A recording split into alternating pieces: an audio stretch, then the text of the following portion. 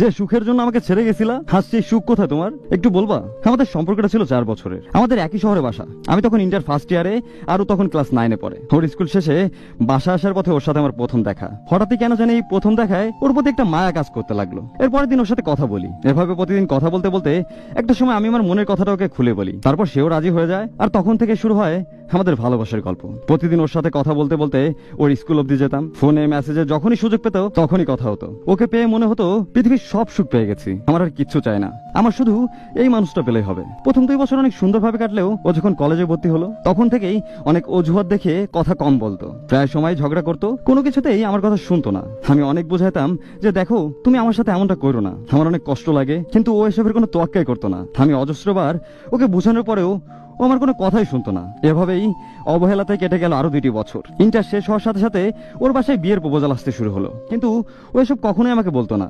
ও হঠাৎই আমাকে দেখা করতে বলে। আমি যাওয়ার পরে ও বললো যে ওর বাসা থেকে ওকে না জানিয়েই ওর বিয়ে ঠিক করে ফেলেছে। ওর বাবা মা ওর কাজিনের সাথে ওর বিয়ে ঠিক করে। আমি কথাটা শোনার পরে পাথর হয়ে গেছিলাম। মনে হচ্ছিল এসব কিছু আমার কল্পনা, ও আমাকে এভাবে ছেড়ে যেতে পারে না। আমি তো আর ওর কোনো ক্ষতি করিনি, আমি তোকে প্রচন্ড পরিমাণে ভালোবাসি, ও আমাকে এভাবে কষ্ট দিতে পারে না। কিন্তু আমাকে কল্পনা থেকে বের করে বাস্তবে নিয়ে দাঁড় করালো যে এটাই বাস্তব, আর আমার সাথে এটাই হচ্ছে। তখন আমার চোখ দিয়ে শুধু অজরে পানি পড়তেছিল।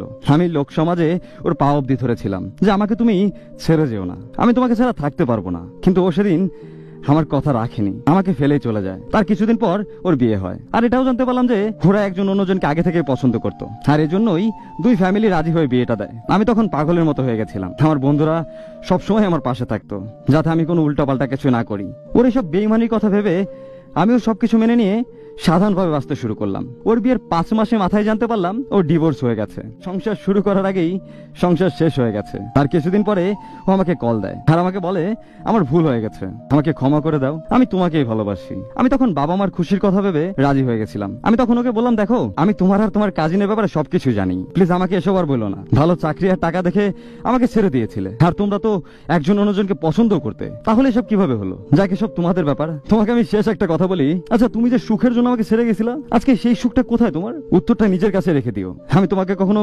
বদদোয়া দেইনি, আর দিতেও চাই না। ও তখন ওই পাশ থেকে কান্না করতেছিল যাতে আমি ফোনটা রেখে না দিই, ঠিক যেভাবে আমি ওই দিন ওর জন্য কেঁদেছিলাম। আমি তখন ফোনটা কেটে নাম্বারটা ব্লক করে দিই। এরপরেও ও বারবার চেষ্টা করতে থাকে, এমনকি এখনো চেষ্টা করে। আর আমি যখনই বুঝতে পারি যে ও ফোন দিয়েছে তখন আমি ওই নাম্বারটা সাথে সাথে ব্লক করে দিই। ভাই আমার জীবনে এমন মানুষ চাই না যে কিনা নিজের সুখের জন্য আমাকে ছেড়ে চলে যাবে। এই ভাইয়ের মতো এরকম অজস্র ঘটনা আপনাদের আশেপাশে আছে, একটু খোঁজ নিয়ে দেখেন, অভাব হবে না এমন ঘটনার। মানুষ তার করা অনেক কাজের ফলই দুনিয়াতে ভোগ করে। আজকে একজনকে খুব বাজেভাবে ঠকে হয়তো অনেক খুশি হইতেছেন। আপনি যে জিনিসটা অন্যকে দিবেন একটা সময় আপনি এর থেকে অনেক অনেক অনেক বেশি ফেরত পাবেন।